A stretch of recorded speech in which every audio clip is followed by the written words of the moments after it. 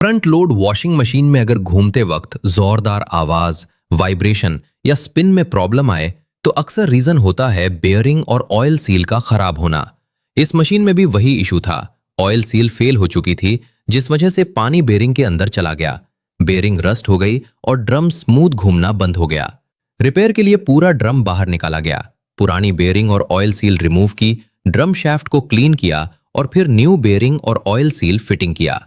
Alignment, rotation और spin test किया। अब ड्रम बिल्कुल स्मूथ है, आवाज नॉर्मल वाइब्रेशन कंट्रोल में और मशीन फिर से नॉर्मल मोड पर चल रही है। बेयरिंग और ऑयल सील जैसे पार्ट्स छोटे होते हैं, लेकिन इनकी केयर से वॉशिंग मशीन की पूरी लाइफ डिपेंड करती है। मिलते हैं नेक्स्ट वीडियो में।